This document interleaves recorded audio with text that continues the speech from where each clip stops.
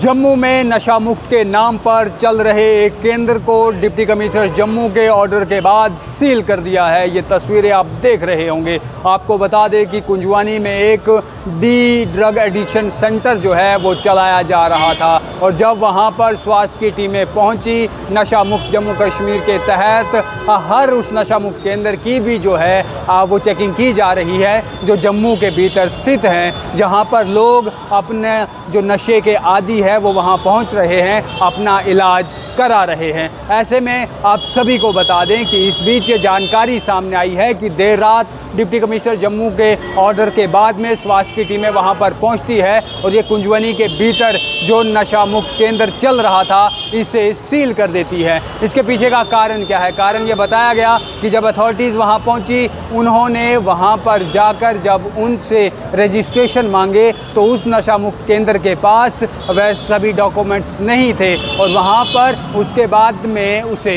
Seal कर दिया जाता है। पूरी जानकारी हम आपको विस्तार से बताएंगे।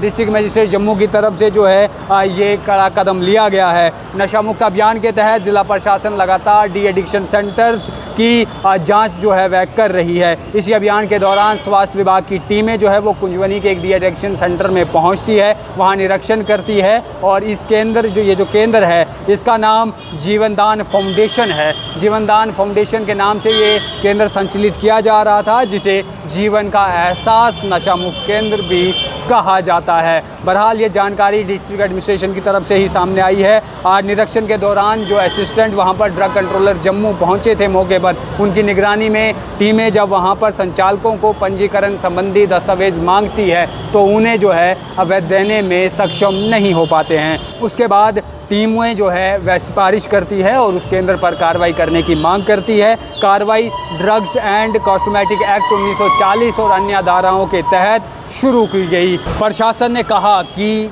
ऐसे किसी भी डी एडिक्शन सेंटर में ना जाएं जिसे रजिस्ट्रेशन पूरी नहीं है, जिसे सरकार ने मान्यता नहीं दी है। इतना ही नहीं, इस डी एडिक्शन सेंटर को जो है वो बंद कर दिया गया। वहां स्वास्थ्य विभाग की टीमें पहुंची, तहसीलदार जो जम्मू साउथ के हैं वह मौके पर रहे, वहां पर गंग्याल थाने की पुलिस भी जो है वो मौके पर रही और उसके बाद में इस केंद्र को ताला जड़ दिया गया। इतना ही नहीं, इसके साथ में जो मालिक मकान है उनसे भी ये कहा गया कि अपनी बिल्डिंग किराए पर सिर्फ उन लोगों को दीजिए जिनके पास पूरे डॉक्यूमेंट्स हों, वेरिफिकेशन पूरी कीजिए, उसके बाद ही उन्हें जो है वह आप लोग अपनी बिल्डिंग किराए पर दें। जम्मू कश्मीर के भीतर नशा मुक्त अभियान का 100 दिन जो हैं अब वह अभी भी पूरे नहीं हुए हैं। इस बीच जितने भी ड्रग डीलर्स थे या जो नशा बेचने वाले थे उन सब के खिलाफ ये कार्रवाई की जा रही है। बहुत से लोग जेलों के अंदर है, चाहे फिर वह महिला तस्कर हो या पुरुष तस्कर हो। बहुत से फरार हैं, बहुत से अंडरग्राउंड है, लेकिन कार्रवाई लगातार की जा रही है। इसी के बीच में एक कड़ी जब ज़िला प्रशासन जम्मू भी जो है डी एडिक्शन सेंटर्स की कार्रवाई कर रही है, पूछताछ कर रही है, जांच कर रही है, ये देख रही है कि वहाँ पर जो भी चीज़ें रखी हुई हैं, जो भी जिस तरीके से उसे संचालित किया जा रहा है, क्या मरीज़ों के लिए उपयुक्त है, क्या रजिस्ट्रेशन उनके पास है या नहीं है, ये सारी छानबीन के बीच कुंजवनी के भीतर जो ड्रग एडिक्शन सेंटर बना हुआ है उसे सील कर दिया गया है। जम्मू कश्मीर के भीतर सरकारी जो डी एडिक्शन सेंटर है वो केवल 2 ही हैं, एक जीएमसी जम्मू के भीतर है और दूसरा पुलिस के पास में है और इसके अलावा बाकी कोई भी सरकारी डी एडिक्शन सेंटर नहीं है। बहुत से प्राइवेट्स भी जम्मू कश्मीर के भीतर हैं, लेकिन क्या उनके पास मान्यताएं पूरी है? क्या उन्होंने जो मेडिकल जो हेल्थ डिपार्टमेंट है, हेल्थ डिपार्टमेंट से उन्होंने पूरी रजिस्ट्रेशन कराई हुई है, पंजीकरण कराया हुआ है, या वह सिर्फ पैसा कमाने के लिए डी एडिक्शन सेंटर जो है यहाँ पर खोले हुए हैं?